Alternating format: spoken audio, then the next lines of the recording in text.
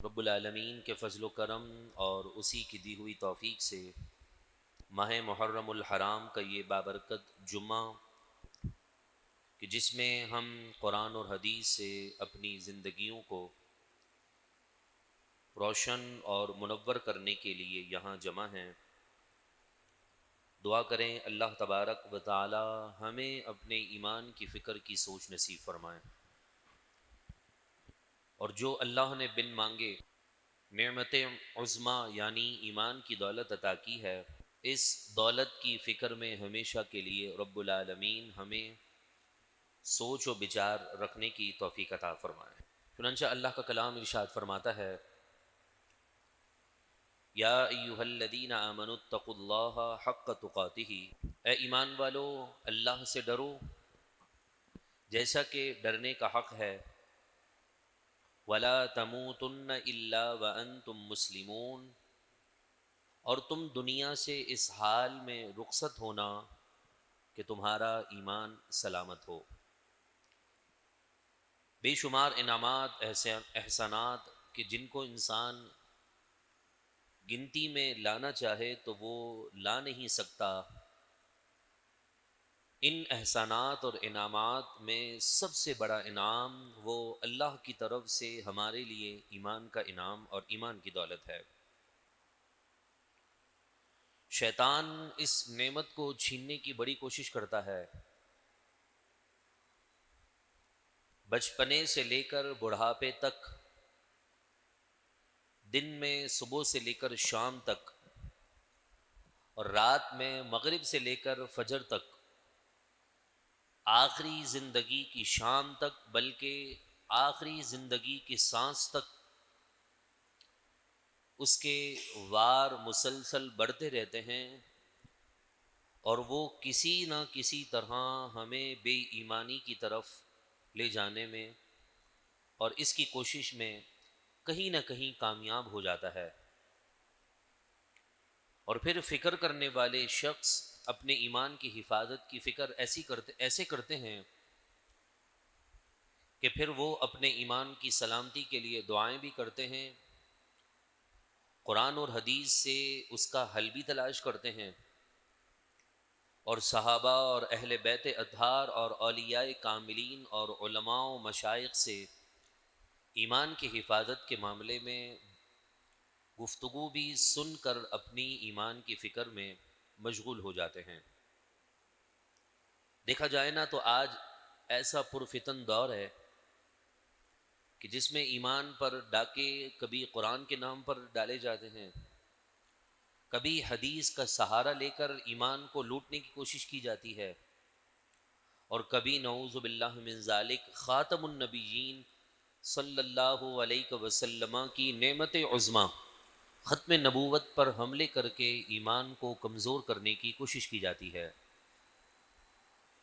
کبھی فلموں ڈراموں کے ذریعے سے مسلمانوں کو آزمایا جاتا ہے، ان کے ایمان کو چیک کیا جاتا ہے، کبھی ایمان کی فکر نہ رکھنے والے مسلمانوں کے ایمان کا امتحان نعوذ باللہ حضور کے خاکے بنا کر کیا جاتا ہے، اور کبھی صحابہ اور اہل بیت پر طعنہ اور تشنیع کے ذریعے سے ہی مسلمانوں کے ایمان کو کمزور کیا جاتا ہے۔ جبکہ دیکھا جائے تو ایمان کی حفاظت کا اللہ نے ایسا حکم ارشاد فرما دیا کہ اللہ سے ڈرتے رہنا ایسا جیسا ڈرنے کا حق ہے، وَلَا تَمُوتُنَّ إِلَّا وَأَنْتُمْ مُسْلِمُونَ، اور مسلمان ہی کی حالت میں اس دنیا سے جانا۔ میرا سوال یہ ہے کہ ہمیں تو معلوم نہیں کہ ہمارا آخری وقت کب آ رہا ہے، ہماری موت کا وقت کب ہے۔ آپ میں سے، مجھ میں سے، مجھے یا آپ کو یا ہم میں سے کسی کو اس بات کا علم نہیں کہ ہمارا زندگی کا آخری لمحہ کب آئے گا، اور ہم کب اس دنیا، بے وفا دنیا کو الوداع کہہ کر قبر کی نیند جا کر سو جائیں گے۔ لیکن آخری تک اللہ تبارک و تعالی نے فرما دیا کہ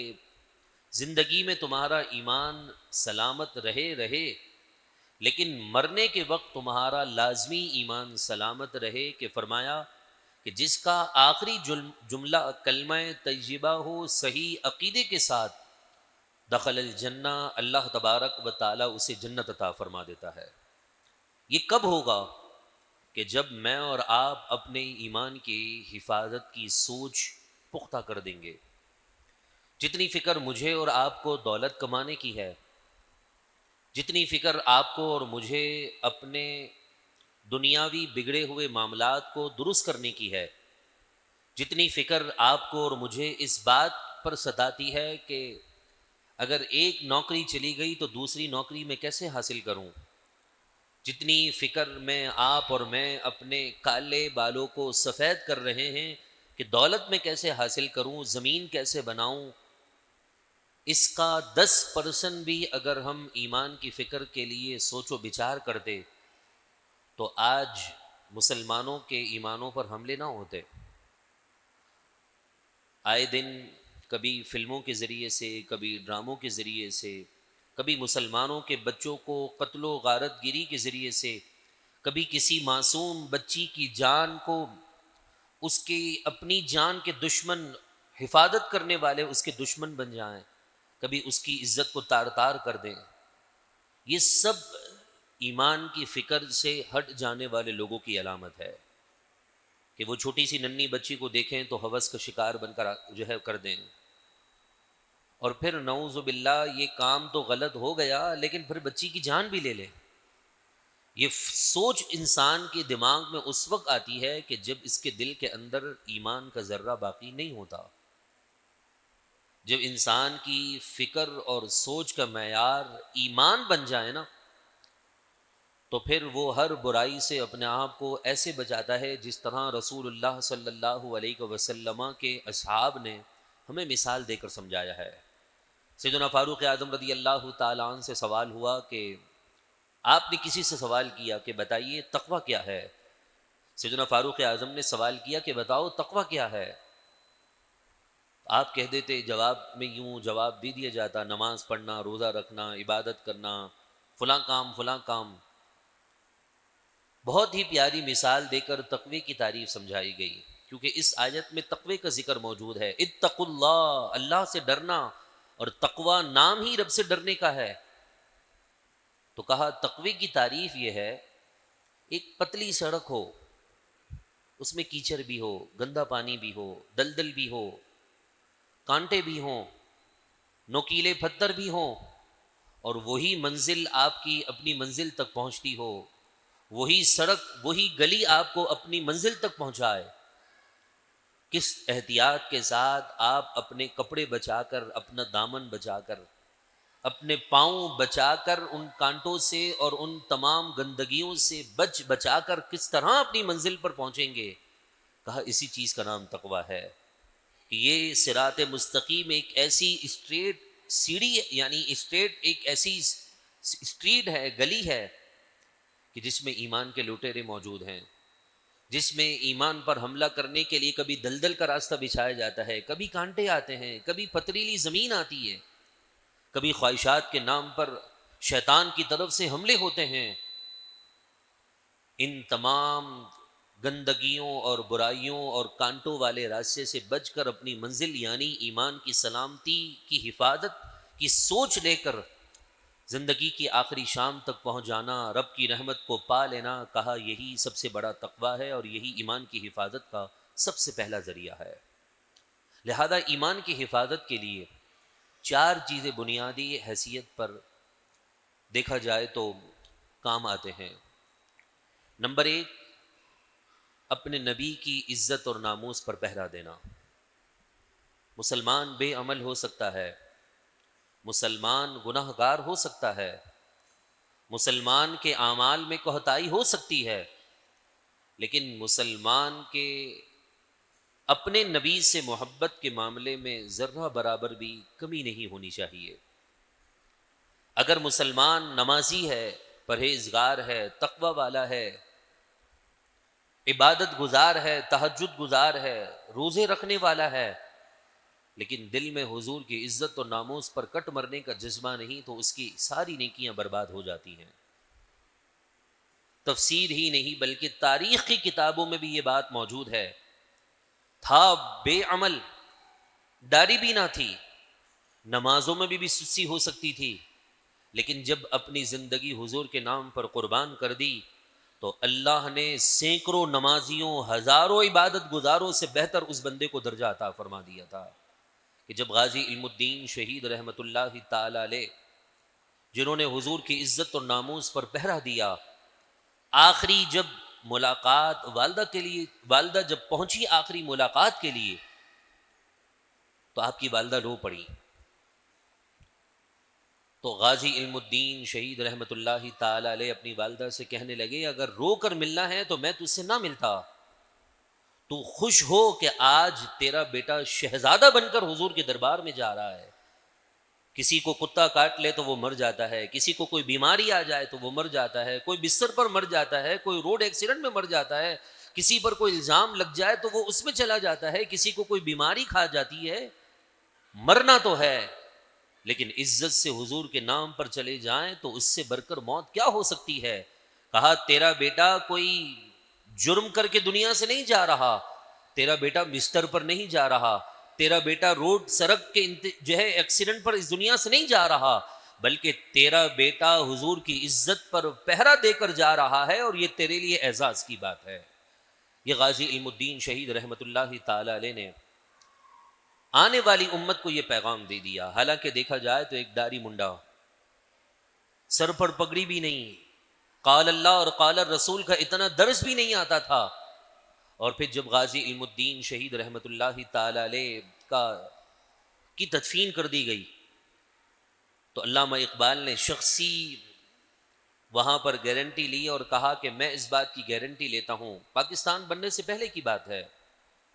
کہا کہ میں اس بات کی گارنٹی لیتا ہوں کہ ہندو مسلمان کا کوئی فساد نہیں ہوگا، ہمیں ہمارے شیر کو اپنے قبرستان میں دفنانے کی اجازت دی جائے، اور آپ کی وصیت بھی یہی تھی۔ تو اب ہوا یہ کہ آپ کی وصیت پوری کر دی علامہ اقبال نے، جب آپ کی تدفین ہو گئی، آپ کو قبر میں لٹا دیا گیا لاہور کی سرزمین پر، سارے باہر نکل گئے، آخر میں علامہ اقبال غازی صاحب کی قبر میں موجود تھے اور کہا کہ غازی دیکھ، میں نے تیری وصیت پوری کر دی ہے کہ تو نے یہ وصیت کی تھی کہ مجھے مسلمانوں کے قبرستان میں دفنانا، میں نے تیری وصیت پوری کر دی ہے، بس میری تجھ سے ایک عرض ہے، ایک میری بھی وصیت ہے، وہ وصیت تو پوری کر دینا، جب تیری قبر میں رسول اللہ تشریف لائے تو اقبال کا سلام ضرور پہنچا دینا۔ یہ ہے ہمارے بزرگوں کی سوچ کہ حضور کی عزت، حالانکہ داڑھی منڈا ہے علامہ اقبال، آپ کوئی تصویر ایسی نہیں دکھا سکتے کہ جس میں اس نے جو ہے وہ داڑھی رکھی ہوئی ہو۔ داڑھی نہ رکھنے والا شخص بھی حضور کی محبت میں ایسا بلکتا ہے، ایسا روتا ہے کہ ہزاروں درود پاک پڑتا ہے، اور جب اس سے پوچھا جاتا ہے مدینے تو جاؤ، تو کہا پہلے مدینے والے کو خوش کرنے والے اعمال تو کر لوں نا، پھر مدینے جاؤں نا۔ عشق اور حضور کی عزت پر کٹ مرنے کا جذبہ صرف داڑھی والوں کو مل جائے، پگڑی والوں کو مل جائے، امام مسجد کو مل جائے، خادمین کو مل جائے، دینداروں کو مل جائے، یہ ضروری نہیں ہوتا، یہ اللہ کی تقسیم ہوتا ہے، لیکن اس تقسیم کے لیے ہمیں رب کے فضل کو مانگنا ہے کہ جب قوم عزت والے آقا کی عزت پر پہرا دینا شروع کر دے گی تو اللہ اس قوم کو بھی عزت عطا فرما دیتا ہے۔ آج مسلمانوں کو اس بات پر ابھارا جاتا ہے فلاں کا بائیکاٹ کرو، فلاں کو چھوڑ دو، فلاں کو چھوڑ دو، دلیل میں کہتے ہیں یار ساری چیزیں تو ہم استعمال کر رہے ہیں، موبائل بھی تو ان کا بنایا ہوا ہے وہ بھی چھوڑ دو۔ تو اب یہ تو نہیں ہو سکتا کہ فجر کی نماز میری رہ جائے اور میں ظہر کی نماز اس بنیاد پر چھوڑ دوں کہ میں نے تو فجر بھی نہیں پڑھی تھی۔ بھائی اگر مجھ سے غلطی میں فجر چھوٹ گئی، اللہ نہ کرے کبھی، تو میں ظہر کی نماز تو فرض ادا کروں نا، یہ تھوڑی کہ میں فرض ظہر کا بھی چھوڑ دوں اور یہ کہوں کہ جی میں نے فجر بھی نہیں پڑھی تھی، ظہر رہ گئی تو میں کہوں نہیں بھائی عصر بھی نہیں پڑھوں گا، کیوں میری ظہر بھی رہ چکی ہے۔ اگر دو گناہ ہو چکے ہیں تو تیسرے سے تو اللہ تبارک و تعالیٰ سے بچنے کا انسان موقع تلاش کرے نا۔ اگر کچھ چیزیں مجبوری کے طور پر انسان استعمال کر لیتا ہے تو اب یہ تھوڑی کہ اتنا جڑی ہو جائے کہ جی نہیں جب یہ کر رہے ہیں تو وہ بھی کر دوں گا، تو پھر تو یہی مطلب ہوا نا کہ ساری دنیا سود کھا رہی ہے، شراب پی رہی ہے، ہم بھی یہی کام کرنا شروع کر دیں کیونکہ اس میں سبھی کر رہے ہیں، لہذا ہم اپنی سوچ کو بدلیں۔ آج مسلمانوں کو اس بات پر جو ہے وہ تنبیہ کی جاتی ہے، درس دیا جاتا ہے، سمجھایا جا رہا ہے، آج بھی مسلمانوں کو یہ بتایا جا رہا ہے کہ اپنے نبی سے محبت کرو، جس دین کی خاطر رسول اللہ طائف کے میدان میں گئے تو آپ کو لہو لہان کر دیا گیا، احد کے میدان میں آپ کے دندان مبارک شہید ہو گئے، حضرت حمزہ نے حضور کی عزت پر اپنے آپ کو پیش کر دیا، اپنا خون تک کا قطرہ بہا دیا، حضرت سعد حضور کی عزت کے لیے آگے بڑھ کر کھڑے ہو جاتے ہیں، کبھی تیر کھا رہے ہیں، کبھی نیزہ کھا رہے ہیں، اور ہم ہزاروں قسم کے کھانا کھانے کے باوجود بھی ہم نہیں کہتے یار دین پر چلنا بڑا مشکل ہے۔ مولانا صاحب مجھے بتائیے، کیا صحابہ کرام علیہم رضوان نے کبھی اس طرح کی سوچ رکھی؟ کیا صحابہ کرام علیہم رضوان نے اس بات پر الجھن کبھی پیدا کی کہ میں اذان سے پہلے درود پڑھوں کہ اذان کے بعد درود پڑھوں؟ جس قوم کو نبی پر درود پڑھنے پر الجھا دیا گیا نا، اور جس قوم کے لوگوں کے پاس اپنے نبی پر پڑھے گئے درود پاک کے لیے وقت نہ ہو، تو پھر انہیں پیٹرول کی لائنوں میں، سی این جی کی لائنوں میں، بلو کی لائنوں میں اور دیگر چیزوں کی لائنوں میں لگا کر اس فکر مند بنا دیا جاتا ہے، کیونکہ انہوں نے دین کی فکر کو چھوڑ دیا ہوتا ہے۔ اگر میں اور آپ دین کی فکر کے لیے اپنے آپ کو پیش کر دیں، ایمان کی فکر پر اپنے آپ کو متحد کر دیں، تو پھر ہمیں روزی کے آنے جانے کی فکر کبھی نہیں ہوگی، ہماری راتوں کی نیندیں خراب نہیں ہوں گی۔ ہماری راتوں کی نیندیں خراب ہوتی ہیں تو اس بنیاد پر ہوتی ہیں کہ جی کل مجھے کسٹمر ملے گا کہ نہیں ملے گا، کل مجھے جو ہے وہ فلانے پیسے لینے ہیں کہ ملیں گے کہ نہیں ملیں گے،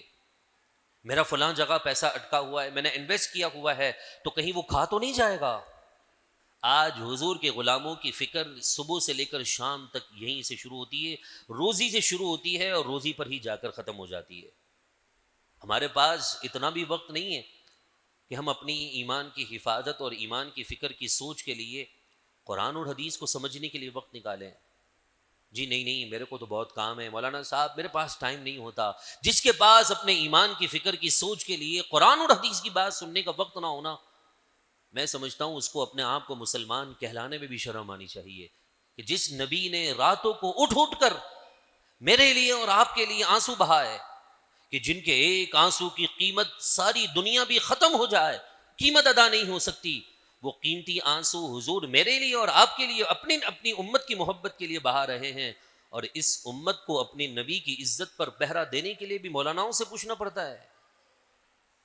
اگر آپ علماء اور مولاناؤں کا احترام اور ادب کرتے ہیں تو حضور کی وجہ سے کرتے ہیں، اگر آپ اپنے دادا پردادا باپ بڑوں کا ادب کرتے ہیں، استادوں کا ادب کرتے ہیں، حضور کی وجہ سے کرتے ہیں۔ جب حضور کی عزت سلامت نہیں ہے تو پھر مولویوں کی عزت اور پھر دینداروں اور پیروں کی عزت کا کیا لینا دینا؟ ان کی عزتیں بچی ہیں تو حضور کی عزت کی وجہ سے بچی ہیں،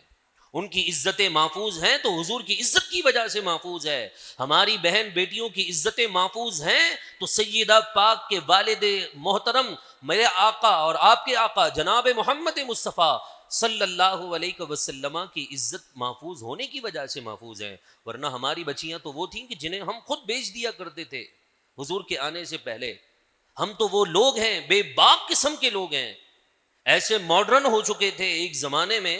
کہ اپنی ماں کو خود اٹھا کر بازار میں بیچ دیا کرتے تھے۔ حضور نے آ کر بتایا ہے کہ ماں کا احترام کیا ہے، بیٹی کا مقام کیا ہے، بہن کو کیا درجہ دیا جاتا ہے، بیوی کا احترام کیا ہے۔ لیکن افسوس،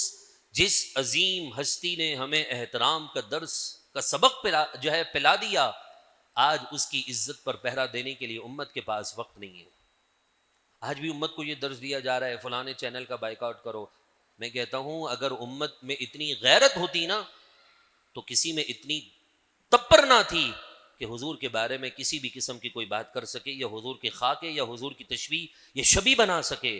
آج ہماری بے حسی اور بےغیرتی اس بات کی طرف دلیل ہے کہ تقریباً 2.25 سال سے ہمارے بہن بھائی غزہ کی سرزمین پر، فلسطین کی سرزمین پر کٹ مر رہے ہیں۔ ہم کو صرف یہی فکر ہے کہ جی میرا کاروبار چلنا چاہیے، میرا رزق چلنا چاہیے، میرے رزق کو کچھ فرق نہیں آنا چاہیے، میری عزت پر بات نہیں آنی چاہیے۔ اپنی عزت پر بات آئے تو ہم آپے سے باہر ہو جاتے ہیں، ابے تبے تک بھی بات پہنچ جاتی ہے اور پھر نازیبا مغلظات بھی زبان سے نکل جاتے ہیں۔ لیکن جب دین کی بات آتی ہے تو کہتے نہیں مولانا صاحب تھوڑا ہلکا رہ کر بات کیا کرو۔ ایسے مشاورتی لوگ اور ایسے ہمدرد لوگ جو حضور کی عزت کے بارے میں سخت الفاظ کو برداشت نہ کر سکیں، وہ مشیر نہیں ہو سکتا، وہ محترم نہیں ہو سکتا۔ اس کا احترام بھی تو حضور کی وجہ سے ہے نا۔ اگر حضور کی عزت سلامت نہیں تو کچھ بھی نہیں ہے۔ لوگ کہتے جی ہمیں تو پتہ ہی نہیں چلا، بڑے افسوس کی بات ہے، ایک چھوٹی سی کہانی تو ہے نہیں کہ جی ابھی شوٹ ہوا اور جی آن ایئر کر دیا. رائٹر لکھتا ہے پہلے، پھر اس کو پڑھا جاتا ہے، پھر اوکے کیا جاتا ہے، 3-4 چینلوں پر پیش کیا جاتا ہے، جو زیادہ ریٹ دیتا ہے رائٹر اسی کو پیش کرتا ہے، پھر اس کے بعد اس کی ایڈیٹنگ ہوتی ہے، پھر اس پر پورے لوگوں کو متعین کیا جاتا ہے، ہائر کیا جاتا ہے، پھر جو ہے شوٹنگ ہوتی ہے، پھر ایڈیٹنگ ہوتی ہے، پھر نہ جانے کیا کیا ہوتا ہے. اچانک ہو گیا جی، اچانک کیسے ہو گیا؟ اگر یہی کام تمہارے ابا جی کے لیے ہوتا تو کبھی بھی تم برداشت نہ کرتے. حضور کے لیے آ گیا تو تمہیں پتہ ہی نہ چلا. یہ آج مسلمانوں کی بے غیرتی ہے. ان کی تو بے حسی ہوگی لیکن ہماری بھی بے حسی ہے کہ ہم یہ سمجھتے ہیں کہ جب تک میں جو ہے وہ فلانے چینل، ہم اس چینل کا نام لے کر بھی اپنی محفل کو پاک محفل کو ناپاک کیوں کریں؟ آپ بڑے سمجھدار لوگ ہیں. جب تک میں حضرت اس چینل کو دیکھتا نہیں تو مجھے عالمی نیوز کے بارے میں پتہ نہیں چلتا. آج سے 50 سال پہلے یہ عالمی نیوز کے اتنے بڑے بڑے چینل نہیں تھے نا، تو آپ سکون میں تھے، آپ کو راحت ملی ہوئی تھی. آج آپ باہر چلے جائیں لوگ آپ کو ڈاکو سمجھتے ہیں، آج آپ باہر چلے جائیں لوگ آپ کو لٹیرے سمجھتے ہیں، آپ کو دہشت گرد سمجھتے ہیں، کیونکہ آپ کے اپنے میڈیا نے وہاں پر آپ کا چہرہ یہی پیش کیا ہے کہ جی ایک بندہ دوسرے کو لوٹ رہا ہے، دوسرا بندہ تیسرے کو لوٹ رہا ہے، بھائی بھائی کو کاٹ رہا ہے، بہن بہن کے پیچھے پڑی ہوئی ہے. یہ چہرہ آپ کا میڈیا آپ کے لیے باہر دکھا رہا ہے اور آپ اسی کو دیکھ کر اس کی ریٹنگ بڑھا رہے ہیں، اس کے پیسے بڑھا رہے ہیں. ایسے چینل پر جو اپنی عزت کی حفاظت نہ کر سکے، اپنے ملک کے قانون کی حفاظت نہ کر سکے، سب سے بڑھ کر حضور کی عزت کی حفاظت نہ کر سکے، ایسے چینل تو کیا، ایسے اگر سگے بھی ہونا تو ان کو نکال کر پھینک دینا چاہیے. یہی اسلام کا سبق ہے، یہی اسلام کا درس ہے. سیدنا فاروق اعظم رضی اللہ تعالیٰ عنہ نے بدر کے میدان میں، اسلام نے جہاں امن کی بات کی نا تو وہاں یہ درس بھی دیا ہے. بدر کے میدان میں اپنے سگے ماموں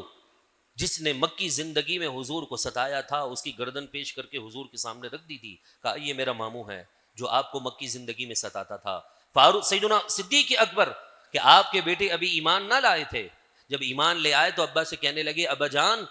بدر کے میدان میں بہت دفعہ ایسا ہوا تھا کہ آپ میری تلوار کے نیچے آ رہے تھے، میں نے باپ سمجھ کر چھوڑ دیا. صدیق اکبر کو جلال آ چکا تھا، اس وقت آپ کے بیٹے ایمان لے آئے تھے. کہا اگر تو بدر کے میدان میں میری تلوار کے نیچے آتا نا، میں بیٹا سمجھ کر تجھے معاف نہ کرتا، بلکہ یہی سمجھتا کہ تو میرے نبی کا دشمن ہے، میں اسی وقت تیری گردن پر جو ہے تلوار چلا دیتا. یہ اسلام کی سوچ ہے کہ جب آپ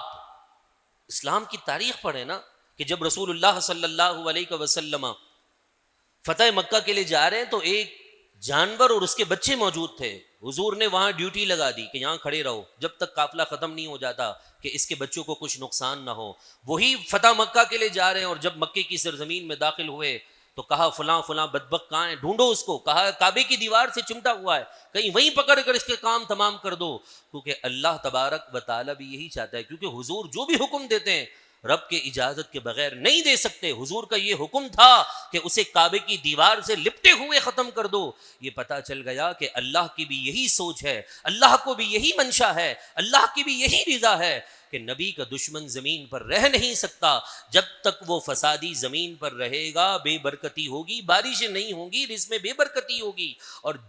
آج سے 40 سال پہلے، 50 سال پہلے، 100 سال پہلے یہ واقعات بہت شاد و نادر تھے. کوئی ایک آدھ کرتا تھا غیرت ایمانی والا، فاروق اعظم کا غلام وہی اس کا کام تمام کر دیتا تھا. کماتے تھوڑا تھے، برکت زیادہ ہو جاتی تھی. آج لاکھوں کما رہے ہیں، ان فسادیوں کی وجہ سے بے برکتی ایسی ہے، لاکھوں اکاؤنٹ میں پڑے ہوئے ہیں، لاکھوں فلانی جگہ پیسے لگے ہوئے ہیں، پھر بھی فکر کے معاملے میں، رزق کے معاملے میں ہم فکر مند ہیں. کیوں؟